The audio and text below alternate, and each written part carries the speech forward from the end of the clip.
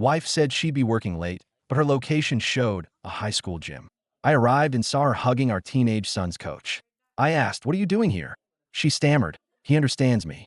My son saw us and screamed, "You're ruining everything." I never thought I'd be the kind of man to check his wife's location. That always felt like something insecure people did. People who didn't trust their spouses, people looking for problems where there weren't any. But that night, I did it. And what I found changed everything. It was a Wednesday just past 9 in the evening. I had just gotten home from a long day at the site. My back aching, boots covered in dirt, and the kind of exhaustion that settles deep in your bones. I tossed my keys on the kitchen counter, expecting to see Melanie in the living room, maybe watching one of those reality shows she loved, or already upstairs in bed.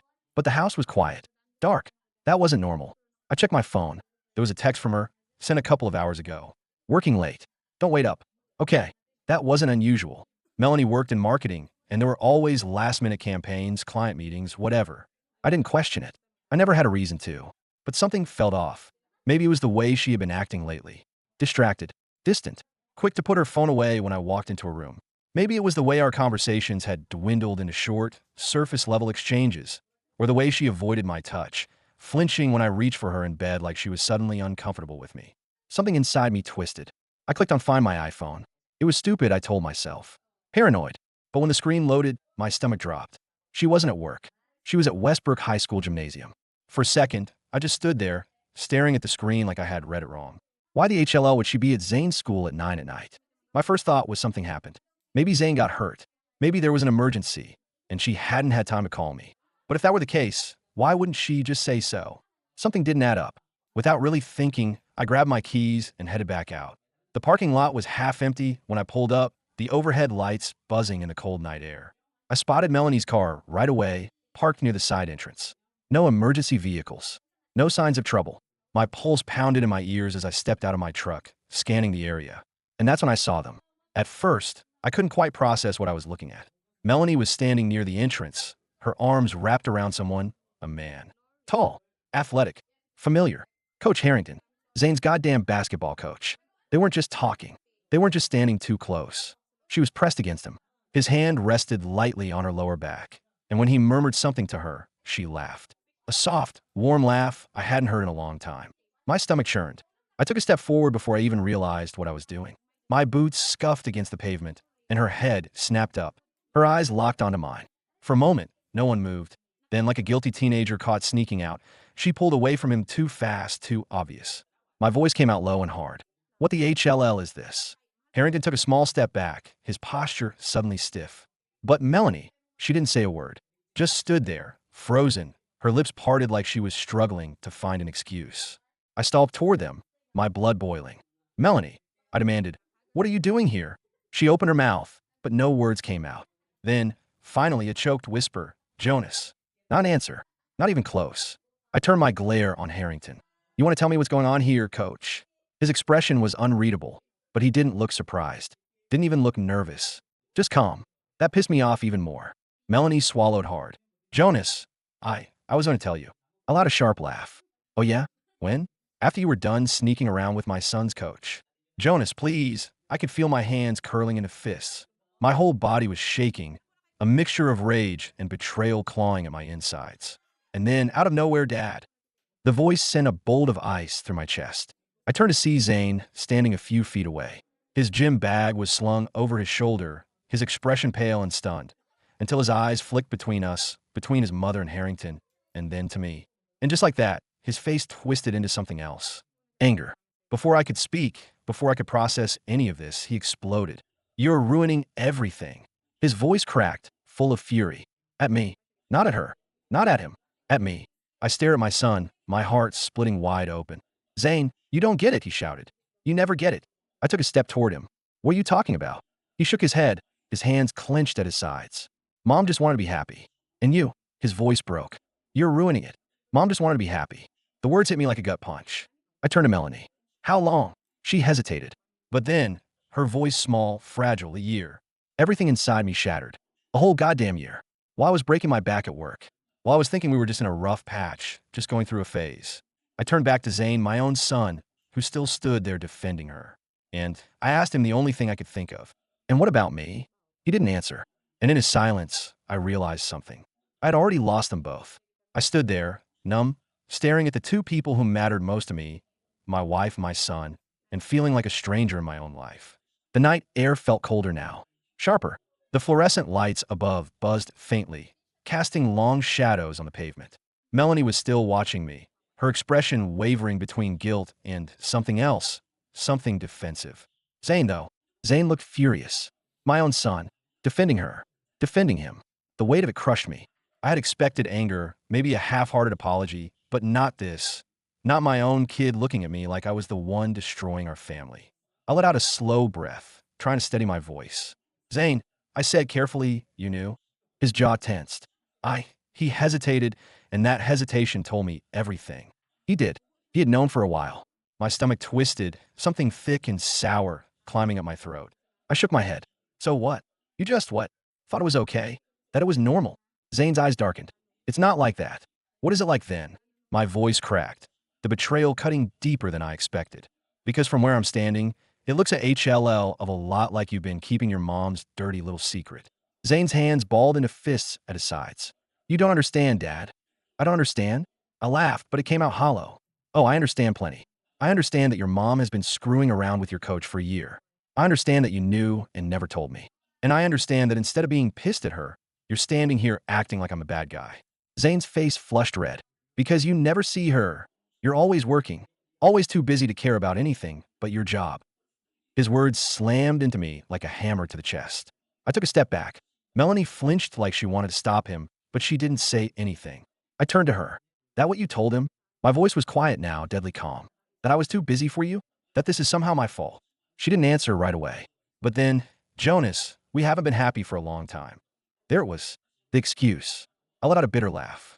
So, what? You decided to find happiness in a damn high school gym. Melanie's face crumpled. It's not like that. Then explain it to me, I said, stepping closer, my hands shaking now. Because from where I'm standing, it looks exactly like that. She swallowed hard. I didn't plan for this to happen. I let out a humorless chuckle. Oh, that's rich. I didn't plan for this to happen. I looked over at Harrington, who was still standing there, silent, like some smug, self-satisfied bastard who thought he was above all this. You got nothing to say, coach? I asked, my voice dripping with venom. He finally spoke, his tone annoyingly even. I'm not going to fight with you in front of your son. I stepped closer. Oh, that's real noble of you. He didn't flinch, didn't even look guilty. That pissed me off the most. I could feel my fists twitching, could feel the rage simmering just under my skin. My whole body was shaking with the urge to wreck something him. But I wasn't about to throw punches in front of my kid, no matter how badly I wanted to. Instead, I turned back to Melanie. So what now? I asked, voice raw. You leaving me for him? She hesitated, and that hesitation burned. I don't know, she admitted. I exhaled, slow and shaky. There it was. Not a no. Not even a half-hearted reassurance. Just uncertainty. Just indifference. Zane's voice broke through the moment. I just want things to be normal, he muttered, his fists still clenched. I looked at him, really looked at him. My son. My kid. The boy I had raised, the boy I had spent hours driving to games, watching grow, sacrificing for. And he didn't even seem to care that his mom had torn our family apart. Something inside me snapped. There's no going back to normal, kid, I said. My voice was hoarse, rough. This is your new normal. His face twisted. Why do you have to make this worse? I blinked. Me? Zane shook his head, his whole body shaking with frustration.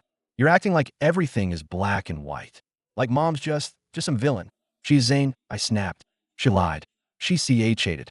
And you? My voice broke, but I pushed forward. You knew. And you still let me be the idiot in the dark. Zane's lips parted, but he didn't say anything. And that silence? That silence was the worst thing I'd ever heard. I turned back to Melanie, shaking my head. I hope he was worth it. I didn't wait for an answer. I turned and walked away. Because if I stood there any longer, I wasn't sure what I'd do. I don't remember the drive home. 1 second, I was storming out of that parking lot, my boots scuffing against the pavement, my hands clenched so tightly that my nails dug into my palms. The next, I was sitting in my truck in the driveway, the engine still running, my knuckles white against the steering wheel. My breathing was uneven, ragged. My head was pounding. I wanted to scream. I wanted to punch something. I wanted to wake up and realize this was some sick, twisted nightmare. But it wasn't. My wife had been screwing my son's basketball coach for a year, right under my nose. And my son, my own flesh and blood, had known about it and said nothing. I stared at the house. The porch light was on, casting a dim glow over the front steps. From the outside, everything looked normal, like the family inside wasn't falling apart, like my marriage hadn't just been exposed as a goddamn joke. The thought made me sick. I reached for the door handle, then stopped, because a realization hit me all at once. What was I even walking back into? I had spent 18 years building a life with Melanie. 18 years of hard work, sacrifices, long hours, overtime shifts. Also, she and Zane could have a comfortable home, a good life. And now I was just supposed to go inside and pretend like I still belonged there, like I hadn't just been made a fool of. My hands tightened around the steering wheel. My jaw clenched.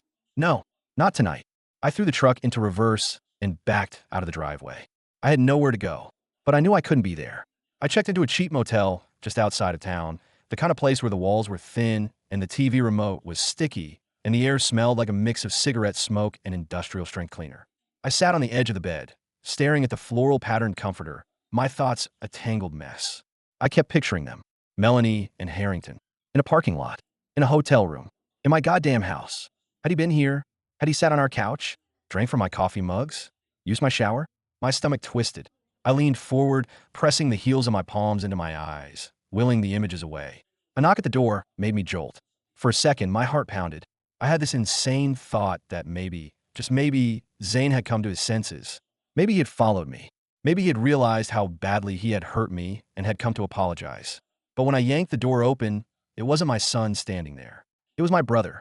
Logan was 2 years younger than me, but he had always been the one people assumed was older. He had that look about him, the kind of face that had seen too much, lived too hard. A firefighter, ex-military, divorced twice. He had been through his own version of HLL more times than I could count. And right now, he was looking at me like he had already pieced together what happened before I even opened my mouth. I didn't ask how he knew where I was. He had always had a way of knowing when I was in trouble. He held up a six-pack. Figured you could use a drink. I exhaled sharply, stepping aside. You have no idea. He set the beer down on the table, cracked one open, and handed it to me. I took a long swig, the bitterness settling heavily on my tongue. For a few minutes, we just sat there, drinking in silence. Finally, Logan sighed. All right, he said. Tell me. And I did. I told him everything. From the text that sent me to the gym, to seeing them together, to Zane's reaction, to the way my own son had looked at me like I was the problem. Logan didn't interrupt. He just listened, his jaw tight, his fingers wrapped around his beer. When I was done, he let out a low whistle. Jesus. I huffed out a bitter laugh. Yeah. He shook his head. A whole damn year? I nodded. Logan took a sip of his beer, then muttered, I never liked that prick. I let out a hollow chuckle. Well, turns out you were right. He leaned forward, resting his elbows on his knees. You know what you're gonna do? I exhaled, shaking my head. I don't know, man. Divorce, obviously. But Zane, I swallowed hard. I don't know how to fix that. Logan was quiet for a moment. Then, finally, he said, maybe you don't. I shot him a look. What the HLL's that supposed to mean? He shrugged. Maybe you don't fix it, Jonas. Maybe you just let it be what it is for now. I frowned, taking another swig of beer. That's a load of bullsh tea. I'm serious, Logan said. Look, I get it. He's your kid. You want to fix things? But right now, he's too deep in it. Too caught up in your wife's lies, in his own messed up way of seeing this whole situation. You trying to force some kind of resolution isn't going to work. I clenched my jaw. So, what? I just let him hate me. Logan met my gaze, his expression level. No, you just let it be wrong for a while. His words sat heavy between us. I didn't like it. I didn't want to accept that. But deep down, I knew he was right. It was past midnight when my phone buzzed. I wasn't expecting it. At first, I thought maybe it was work. Maybe one of the guys needed something. Maybe a last-minute change to tomorrow's job. But when I picked up my phone and saw her name on the screen, my stomach twisted. Melanie. I hesitated. For a long moment, I just stared at the screen, my thumb hovering over the notification. Then, finally, I swiped it open. Her message was short. We need to talk. I stared at the words, my blood running hot. Talk. Now she wanted to talk. After a whole goddamn year of lying, after letting me walk away from my own son tonight, like I was some disposable afterthought, I could feel my pulse hammering in my throat. My fingers tightened around the phone, and before I could stop myself, I started typing. About what, Melanie? The fact that you threw away 18 years for some a-hole coach?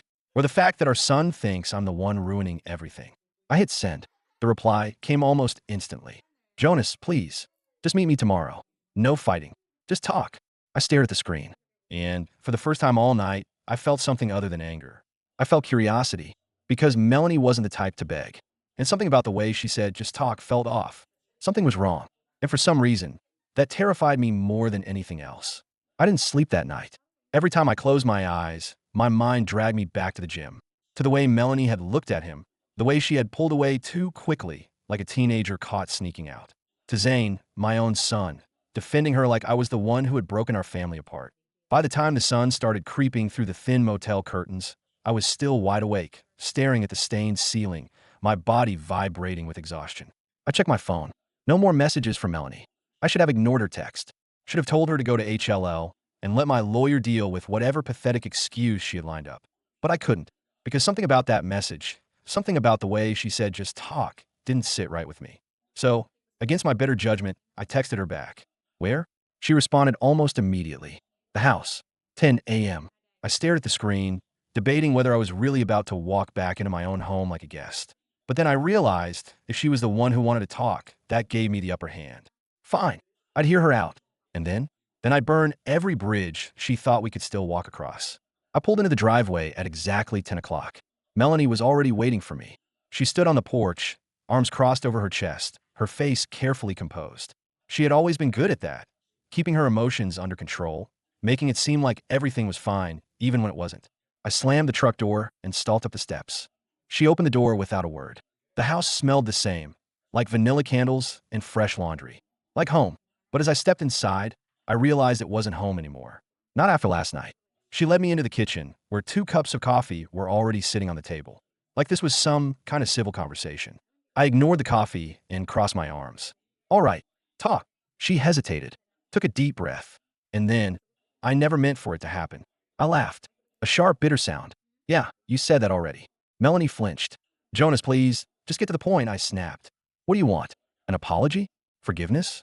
Because I gotta tell you, Mel, you're not getting either. She exhaled slowly, running a hand through her hair. I want to explain. I shook my head. There's nothing to explain. You hated. You lied. You dragged our son into it. End of story. Her jaw tightened. It's not that simple. I leaned forward, bracing my hands against the table. Oh, it's exactly that simple. You had a choice, Melanie. And you made it. She swallowed hard. I was lonely, Jonas. I let out a sharp breath, shaking my head. There it is. What? The excuse. I straightened, shoving my hands into my pockets. You were lonely. So instead of talking to me, your husband, you ran off to some high school gym and let another man fix your problems. Melanie's face twisted. You were never here. My voice turned cold. I was working, Melanie. For you. For Zane. For this damn house. She let out a hollow laugh. Yeah? And in the process, you forgot about us. I clenched my jaw so hard my teeth ached. That's bullshit. She exhaled shakily, rubbing her temples. I didn't tell you this to start another fight. I scoffed. Then why did you tell me? She hesitated. Then, because of Zane, my stomach clenched. What about him? She finally met my eyes. And that's when I saw it. Fear. A deep, quiet fear that she was trying to hide, but failing. He's not okay, Jonas. I frowned. What are you talking about? She swallowed hard. He's angry. Confused. He's not sleeping. He barely eats. She broke off, inhaling sharply. He thinks he has to choose between us. A bitter taste filled my mouth. Gee, wonder where he got that idea. Melanie shook her head. I'm serious, Jonas. I know you're angry at me. But please don't give up on him. I flinched, like I was the one walking away. I leaned back against the counter, crossing my arms. He's the one who stood there and defended you, Melanie. He's the one who looked me in the eye and said I was ruining everything. Tears welled in her eyes. He's just a kid. I laughed, short and humorless. He's 17, Melanie. Old enough to know right from wrong. Her voice broke. He's still our son. I ran a hand over my face, exhaling sharply. I don't know what you want from me. I want you to fight for him, she whispered. My jaw tightened. That's rich, coming from you. She flinched but didn't argue. For a long time we just stood there. Then she said, Harrington's gone. I blinked. What? She swallowed. He ended it. Last night. I didn't know why that surprised me. Maybe I had assumed they would ride off into the sunset together, start their shiny new life without me. Maybe I had thought she would leave me for him. But this was worse. Because now, Melanie was standing here, acting like she wanted to fix things. And the worst part? I had no idea if it was for me, or if it was just because she was scared of losing Zane. I pushed off the counter, shaking my head. I don't care, Melanie. She looked up, startled. What? I turned for the door. I don't care that he left. I don't care that you regret it. I don't care about any of this. Her voice wavered. Jonas. I reached for the doorknob. Then I stopped. And without looking back, I said the one thing I knew would cut the deepest. I loved you, Melanie. My voice was calm even, and you threw me away for nothing. Then I walked out. And for the first time since this nightmare started, I felt like I could finally breathe. I didn't look back as I walked out of that house. Didn't hesitate. Didn't stop to wonder if Melanie was standing there, tears streaming down her face, or she had already moved on to planning her next excuse. It didn't matter anymore. The second I stepped off that porch, I knew whatever I had with her was dead. But Zane? That was a different story. For 3 days, I didn't hear a word from my son. Not a text. Not a call. Not a single goddamn thing. I tried to tell myself I didn't care. That if Zane wanted to stay mad, if he wanted to keep acting like this was all my fault, then that was on him. But deep down, it ate at me. I'd always been a good dad. Always. Maybe not perfect, maybe not always present the way I should have been, but I was there. I showed up for him. I worked my off to give him a good life. I sacrificed more than he'd ever know. And now, he was acting like I was some disposable piece of his past. Like I was just a casualty of his mother's mistakes. It burned, but I wasn't about to beg. If he wanted to shut me out, I'd let him. It was Logan who finally broke the silence. I was halfway through a six-pack, flipping through TV channels in my SHTTY motel room when my phone buzzed. Logan. I sighed, grabbing the phone. Yeah. You at the motel? I frowned. Yeah. What? A pause. Then, you need to get down to the school. Now. My stomach clenched. What's going on? Another pause. It's Zane. I was out the door before he could say another word. The parking lot was packed when I pulled in. At first, I thought maybe it was just another game night, but then I saw them. The cops. 2 patrol cars parked right outside the gym doors.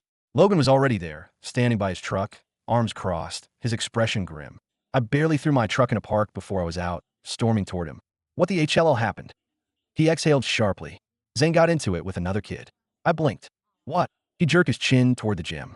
Principal called the cops when it got ugly. My pulse was pounding now. How ugly? Logan hesitated. Kids in the nurse's office. I let out a slow, shaky breath. Jesus Christ. I turned for the gym, but Logan grabbed my arm. Jonas. I wrenched free. Don't. I didn't want to hear whatever speech he was about to give me. Didn't need him telling me to stay calm, or to be careful with what I said, or any of that other bullshit. Because right now, I was a father first, and my son was in trouble. When I walked into the principal's office, Zane was sitting in a chair against the wall, arms crossed, jaw tight, covered in blood. Not his own. My breath caught. His knuckles were split, the skin raw and bruised. There was a smear of blood on his cheek, and his eyes, were wild, dark, still burning with whatever rage had driven him to do this. And for the first time in my life, I didn't recognize my own son. Zane. My voice was sharp, demanding. He didn't look up. Principal Dawes, a graying man in his 60s, cleared his throat. Mr. Carter, thank you for coming. I barely glanced at him. What happened? Dawes sighed, rubbing his temples. Your son, ATT Ked, another student. Unprovoked. I turned to Zane. Is that true? Silence. Dawes spoke up again. Jonas, I shot him a look. Is that true? Zane's jaw tightened. Then, finally, he muttered, it wasn't unprovoked. Dawes sighed again. The other student, Caleb Myers, made some inappropriate comments regarding your family situation. My stomach turned. Zane didn't take it well. I clenched my fists. Where's Caleb now? The nurse's office. A pause. Then, carefully, he'll be fine, but his parents are pressing charges. I let out a slow, controlled breath. Jesus Christ. Dawes shifted in his chair. Jonas, I know this is a difficult time, but the school has a zero-tolerance policy for violence. I have no choice but to suspend Zane indefinitely. My jaw twitched. I could feel the anger bubbling just beneath the surface. Not at Dawes. Not at the school. At this whole goddamn situation. Zane had never been violent. Never. And now, here he was, bloodied knuckles, a suspension on his record, all because some punk kid couldn't keep his mouth shut about Melanie's FIR. I turned to my son. Let's go. He stood, stiffly, shoulders squared. Neither of us said a word as we walked out. The silence between us was thick, suffocating. I gripped the steering wheel so tight my knuckles ached. Zane sat beside me, arms crossed, staring out the window. It was almost unbearable. Finally, I exhaled sharply. What the HLL were you thinking? His head snapped toward me. What? You think I was just supposed to let him talk SHD? I clenched my jaw. I think you should have handled it differently. Zane scoffed. Yeah? Like how? Like a goddamn adult. He laughed. Harsh, bitter. Right. Because the adults in my life are such great role models. My grip on the wheel tightened. That's not fair. Isn't it? His voice was sharp now. You and Mom tearing each other apart. Coach Harrington ruining everything. Everyone at school talking about it like it's some joke. His voice cracked. I just, I couldn't take it anymore. Something in my chest broke. I glanced at him, really looked at him. And for the first time in weeks, I didn't see anger. I saw a kid who was drowning. A kid who had lost everything. A kid who didn't know where he belonged anymore. My throat felt tight. I let out a slow breath, forcing my voice to soften. Zane, I know you're hurting. He swallowed hard, turning back to the window. And then, so quietly I almost didn't hear it. I don't know how to fix this. Neither did I. So instead of answering, I just drove. Because for the first time in this whole damn mess, I realized I didn't take Zane back to the house. Not to Melanie. Not to the place that had become a breeding ground for secrets and lies. Instead, I drove us to a diner just outside of town, the kind of place that still had vinyl booze and a jukebox in the corner where the coffee was burnt but always hot. Zane didn't argue. He just followed me inside, slumping into a booth, his arms still crossed over his chest. A waitress, blonde, late 40s, tired eyes, poured us both a cup of coffee without asking. You boys look like you need it, she muttered before walking off. She wasn't wrong. Zane stared at his coffee, hands wrapped around the mug, like he was trying to anchor himself. I cleared my throat. So, he didn't look up. So, I took a slow sip. You want to tell me what you meant? Back in the truck. About not knowing how to fix this. Zane let out a sharp breath, shaking his head. I don't know, okay? Everything's just screwed. I stayed quiet. He exhaled, leaning back against the booth. I don't know what to do. Mom wants me to act like everything's fine, like this is just some mistake she made and we can all move past it. But it's not that easy. I watched him carefully. And what do you want? His throat bobbed. I don't know.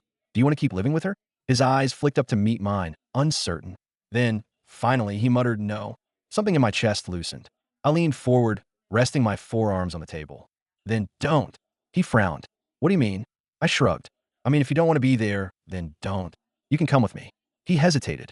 Where? I exhaled slowly. I don't know yet, but we'll figure it out. For the first time in weeks, something shifted in Zane's expression. Hope. It was small, barely there, but I saw it. And I knew. That was enough. I didn't tell Melanie right away. Not because I wanted to hurt her, but because I wanted her to realize she had already done that to herself. For the next few days, Zane stayed with me at the motel. We didn't talk much, but we didn't have to. Sometimes, healing isn't about words. It's about space. And for the first time in a long time, Zane had that. Melanie texted. Then she called. Then she showed up at the motel, knocking on the door like she had any right to demand an explanation. I let her knock. Let her stew. Let her feel what I'd felt for a whole damn year. Finally, on the 5th day, I answered. She looked wrecked.